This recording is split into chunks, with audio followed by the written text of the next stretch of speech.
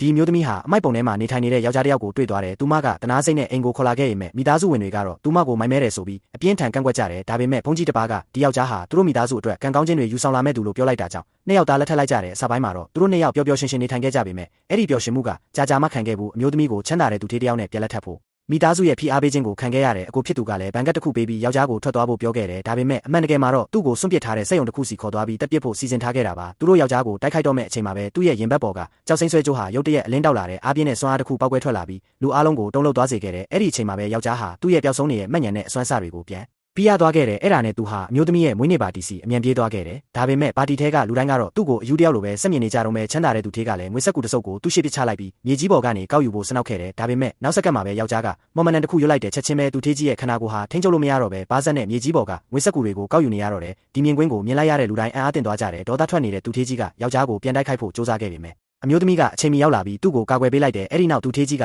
တန်ဖိုးမဖြတ်နိုင်တဲ့လက်ဆောင်ကြီးနဲ့အမျိုးသမီးကိုလက်ထပ်ခွင့်တောင်းခဲ့ရင်မဲ့သူမကကွာရှင်းစာချုပ်မှာလက်မှတ်ထိုးဖို့ညှဉ်းဆန်ခဲ့တယ်။လူတိုင်းရဲ့ဖိအားပေးမှုအောက်မှာအမျိုးသမီးကယောက်ျားကိုအကူအညီမဲ့စွာကြည့်နေခဲ့တယ်။အဲ့ဒီအချိန်မှာပဲယောက်ျားကသူ့ရဲ့အတွင်ဖုံးကိုဖြုတ်ချလိုက်ပြီးနတ်ဖျားတယောက်လိုအမခန်းပုံစံနဲ့သူမစီလျှောက်လာခဲ့တယ်။လူတိုင်းအံ့အားသင့်သွားကြပြီးအမျိုးသမီးကလည်းမယုံနိုင်တယ်လို့ဆက်ကြည့်နေခဲ့တယ်။ပြီးတော့သူကအမျိုးသမီးလက်ထဲကကွာရှင်းစာချုပ်ကိုအပိုင်းပိုင်းဆွဲဖြဲပစ်လိုက်ပြီးစကားတခွန်းអော်လိုက်တာနဲ့ပါတီထဲကလူအလုံးချက်ချင်းဒူးထောက်ကျသွားတော့တယ်